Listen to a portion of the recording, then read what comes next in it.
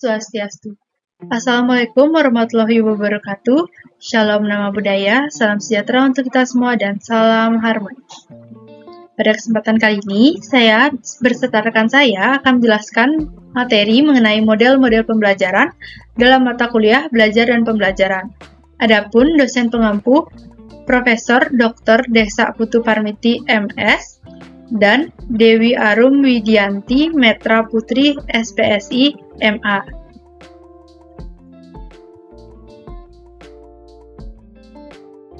Izinkan saya memperkenalkan anggota kelompok saya.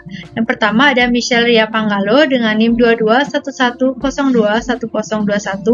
Kemudian ada saya sendiri yaitu Putu Wistra Febriani dengan NIM 2211021024.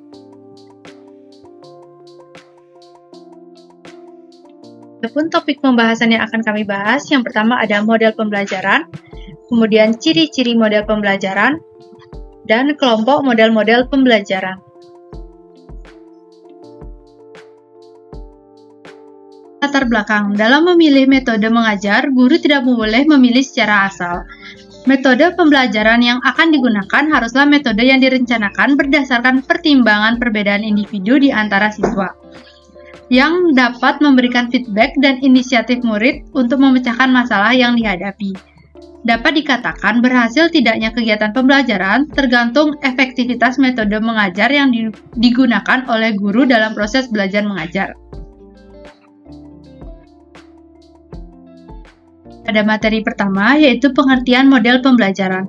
Menurut Trianto pada tahun 2015, model pembelajaran adalah suatu perencanaan atau suatu pola yang digunakan sebagai pedoman dalam melaksanakan pembelajaran di kelas atau pembelajaran dalam tutorial.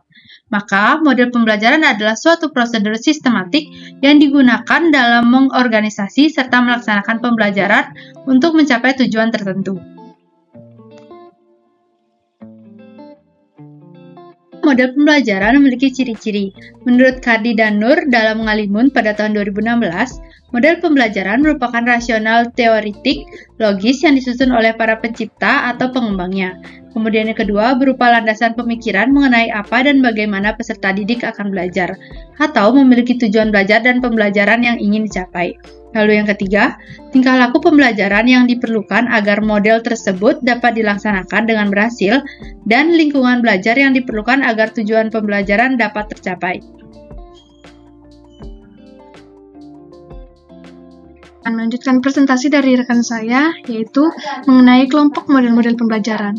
Nah, menurut Joyce dan Weil pada tahun 2011, ia menggolongkan model-model pembelajaran ke dalam 4 kelompok.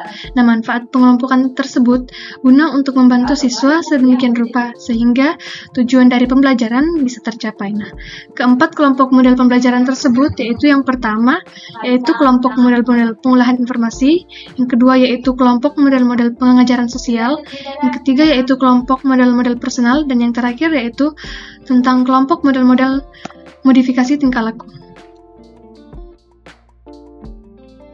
Pertama yaitu kelompok model-model pengolahan informasi. Nah, model-model pembelajaran ini bertitik tolak dari prinsip-prinsip pengolahan informasi, yaitu yang merujuk pada cara-cara bagaimana manusia menangani rangsangan dari lingkungan, mengorganisasi data, mengenali masalah, menyusun konsep, memecahkan masalah, dan menggunakan simbol-simbol. Jenis model-model pembelajaran yang termasuk ke dalam rumpun pengolahan informasi yang dikutip dari Bruce Joy dan Marcia Weil pada tahun 2011, yaitu ada 4. Yang pertama, yaitu berpikir induktif, terutama ditujukan untuk pembentukan kemampuan berpikir induktif yang banyak diperlukan dalam kegiatan akademik meskipun diperlukan juga untuk kehidupan pada umumnya. Yang kedua yaitu induktif, bertujuan mendorong siswa untuk fokus pada logika, bahasa, serta arti kata dan sifat pengetahuan. Tak hanya itu, model ini juga berguna agar siswa dapat melatih untuk membentuk sebuah konsep sekaligus mengajarkan. Nah, yang ketiga yaitu latihan penelitian. Bertujuan agar pembelajaran yang dilakukan dapat membuat peserta didik memiliki kemampuan berpikir kritis, logis, dan analitis dari peserta didik untuk memecahkan masalah secara sistematis. Dan yang terakhir yaitu pembentukan. dirancang terutama untuk pembentukan kemampuan berpikir induktif, tetapi juga untuk pengembangan konsep dan analisis. Itu kelompok model-model pengajaran sosial. Model-model ini lebih menekankan hubungan antara individu dengan masyarakat atau orang lain. Pada model-model ini lebih memfokuskan pada proses di mana realitas adalah negosiasi sosial. Model-model pembelajaran kelompok ini juga memberikan prioritas pada peningkatan kemampuan individu untuk berhubungan dengan orang lain, untuk meningkatkan proses demokratis, dan untuk belajar dalam masyarakat secara produktif. Nah, jenis-jenis pembelajaran kelompok pengajaran sosial yang dikutip dari Bruce Joyce dan Marha Hewell pada tahun 2011 ada 3, yaitu yang pertama, kerja kelompok atau investigation group, mengembangkan keterampilan untuk berperan dalam kelompok yang menekankan keterampilan komunikasi interpersonal dan keterampilan inquiry ilmiah. Nah, aspek-aspek pengembangan pribadi merupakan hal yang penting dari model ini. Yang kedua yaitu bermain peran. Didesain untuk membantu siswa mengumpulkan dan mengolah informasi tentang masalah-masalah sosial melalui tingkah laku mereka sendiri dan nilai-nilai yang menjadi sumber dari penyelidikan itu. Dan yang terakhir yaitu jurisprudensial, yaitu pengembangan keterampilan interpersonal dan kerja kelompok untuk mencapai kesadaran dan fleksibilitas pribadi.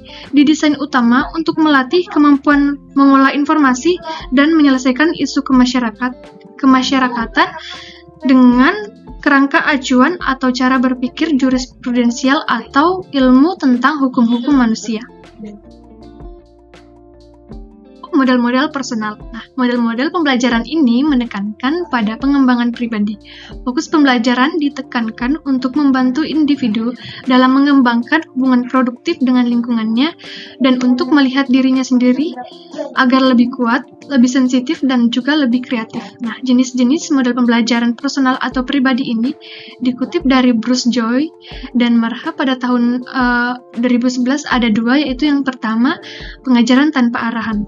Penekanan pada pembentukan kemampuan belajar sendiri untuk mencapai pemahaman dan penemuan diri sendiri sehingga terbentuk konsep diri. Yang kedua yaitu meningkatkan harga diri, membangun kepercayaan diri yang tinggi pada siswa. Keempat yaitu kelompok model-model perilaku. Nah, semua model pembelajaran ini didasarkan pada suatu pengetahuan yang mengacu pada teori perilaku, seperti teori belajar sosial, modifikasi perilaku, atau perilaku terapi.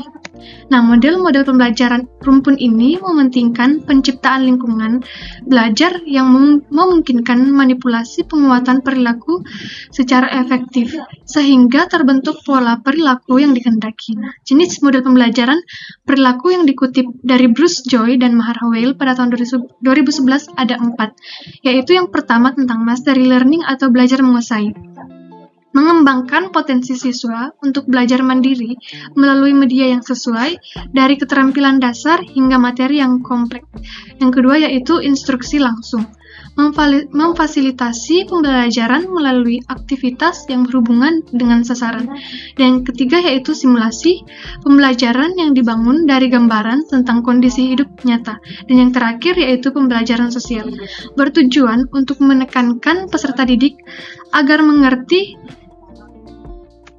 terhadap pentingnya mengamati, mencontoh, dan meniru perilaku, sikap, serta reaksi emosional dari orang lain. Adapun kesimpulan dari materi yang kami bawakan yaitu model pembelajaran ialah suatu prosedur sistematis yang digunakan dalam mengorganisasikan serta melaksanakan pembelajaran untuk mencapai tujuan tertentu. Nah, model pembelajaran dapat dijadikan pola pilihan. Artinya, para guru boleh memilih model pembelajaran yang sesuai dan efisien untuk mencapai tujuan pendidikan. Fungsi model pembelajaran ialah sebagai pedoman bagi para pengajar atau para guru dalam melaksanakan pembelajaran. Adapun ciri-ciri dari model pembelajaran yaitu yang pertama, model pembelajaran merupakan rasional teoritik logis yang disusun oleh para pencipta atau pengembangnya. Yang kedua yaitu berupa landasan pemikiran mengenai apa dan bagaimana peserta didik akan belajar. Yang ketiga yaitu tingkah laku pembelajaran yang diperlukan agar model tersebut dapat dilaksanakan dengan berhasil, dan lingkungan belajar yang diperlukan agar tujuan pembelajaran itu dapat tercapai. Nah, kelompok model pembelajaran tersebut yang pertama yaitu model pengolahan informasi merujuk pada cara-cara bagaimana manusia menangani rangsangan dari lingkungan, mengorganisasi data, mengenali masalah, menyusun konsep, memecahkan masalah, dan menggunakan simbol-simbol. Yang kedua yaitu model interaksi sosial, menekankan hubungan antara individu dengan masyarakat atau orang lain. Yang ketiga yaitu model personal humanistik, menekankan pada pengembangan pribadi. Yang keempat yaitu model modifikasi tingkah laku, mengacu pada teori perilaku seperti teori belajar sosial, modifikasi perilaku, atau perilaku terapi. Baik, sekian kesimpulan yang dapat saya sampaikan mengenai materi kami.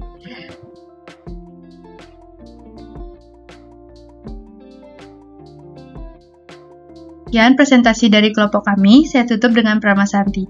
Om Santi Santi Santi Om. Wassalamualaikum warahmatullahi wabarakatuh. Shalom nama budaya, salam sejahtera untuk kita semua dan salam harmoni.